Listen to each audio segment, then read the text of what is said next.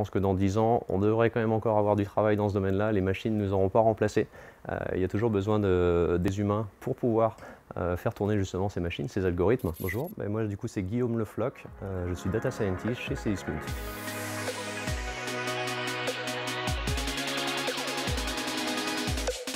Le deep learning, donc là on est vraiment axé très data science. C'est un type d'algorithme qui s'est beaucoup développé depuis le début des années 2010 et qui nous permet en fait de faire des choses assez exceptionnelles ces derniers temps. Et moi c'est plutôt vraiment le domaine qui m'intéresse le plus, c'est le Natural Language Processing qui permet notamment d'avoir des technologies comme les chatbots. Vous arrivez sur le site et vous allez discuter, vous avez un robot qui vous répond et en général il vous répond quand même assez bien. Et ça c'est le deep learning justement qui permet de faire des choses comme ça aujourd'hui. Alors nous ici chez Cdiscount on utilise exclusivement Python comme langage de programmation. Après il faut avoir évidemment des bonnes bases en des langages comme SQL et tous ses dérivés parce que tout projet data part d'un requêtage de données, il faut récupérer les données pour ensuite pouvoir les travailler et jouer avec.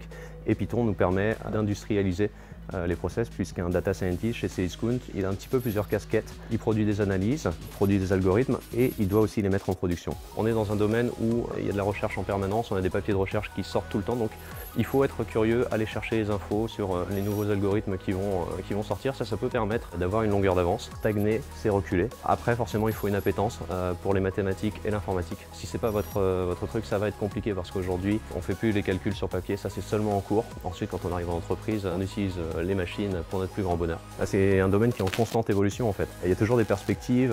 Aujourd'hui, on a une photographie qui est ce qu'elle est.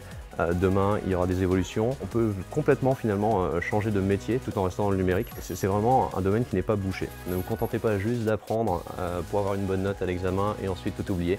C'est important de bien comprendre ce que vous faites parce que ça va vous servir plus tard quand vous serez en entreprise. Soyez ambitieux, n'ayez pas peur d'apporter votre patte quand vous êtes stagiaire ou si vous êtes en alternance. Il ne faut pas avoir peur d'innover. Vous avez quelque chose à apporter aux entreprises, vous venez de voir les concepts. Définitivement, vous avez votre rôle à jouer. Je pense qu'il y a un petit peu un cliché du geek qui dessert ces filières, que ce soit développeur, data analyst, scientist.